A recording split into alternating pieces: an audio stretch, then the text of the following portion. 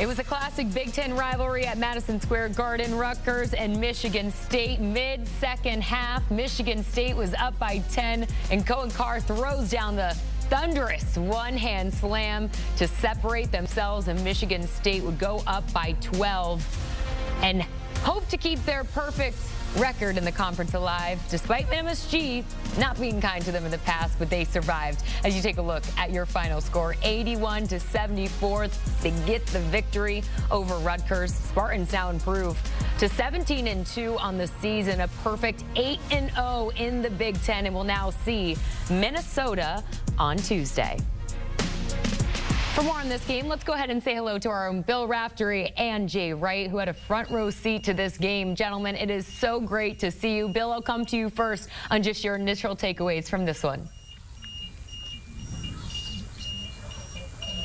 Well, I'm very impressed. Of course, we spoke with Tom Izzo after the game. You think they didn't even show? I think Jay would concur about their defense. I think it's just extraordinary, particularly Carr. I think he just...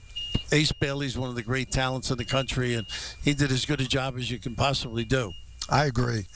And Jordan, the atmosphere in the Garden was electric. This place was packed. Rutgers fans were loud. Rutgers battled, did everything they wanted to do for about three-quarters of the game. They kept them out of the paint. Rutgers didn't turn the ball over. They rebounded with them. Rutgers got to the foul line.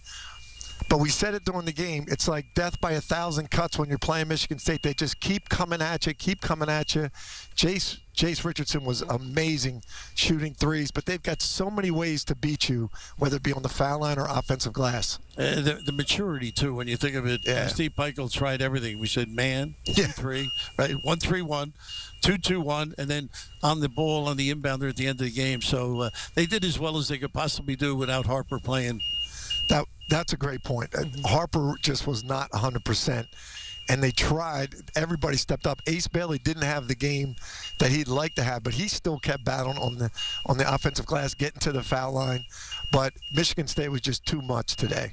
Yeah, I'm glad that you brought up Rutgers and them keeping this one close, as you alluded to, despite having two of the best players in college basketball, two future top 3, top 5 draft picks. Where does Rutgers, Jay, go from here?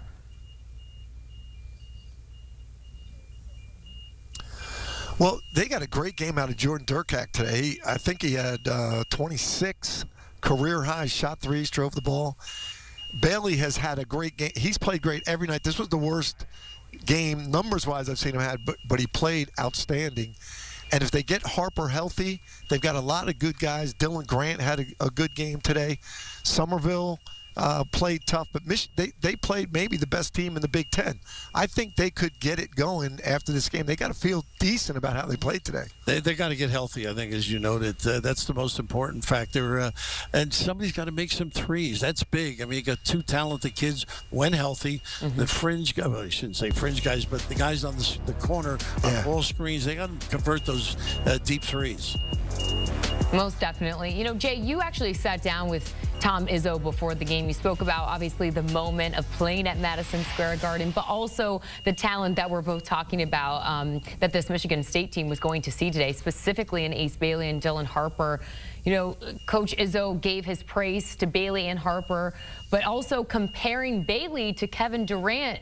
Bill, did you see that same comparison on the court today? Well, not today, really, because he was guarded so well and he had to do so many things, but he makes tough shots. I think the body sort of reminds you of Durant, his ability to put it on the floor, the length and range he has as a player, the ability in the post area. I think he's learning the game, and the upside is incredible for him. But I always say to people, it takes 5 to win games. It's not the 2. The 3 other guys have to contribute, make it easier for those 2 as well. Jay, I'll let you have the final word here. Well, it's funny. You said that Tom Izzo talked a lot about Harper and a lot about Bailey. Anytime you hear a good coach say that to you, then when he goes back to his team, he says, we're going to shut these guys down. And to Bill's point, It was 5 against the ball every time. Every time Bailey got it, there was 10 eyes on him. Every time Harper got it when he was in the game, there was 10 eyes. They played those two as a team and really did a great job defensively. The best we've seen anyone's done against Harper and Bailey. Yeah, most definitely. Gentlemen, thanks so much for joining us here with a recap here on CBS Sports HQ as you take a look at Michigan State. Their past 4 games at Rutgers, they go ahead and snap a 3-game losing streak as they get the big win at Madison Square Garden today of a final score 81-74.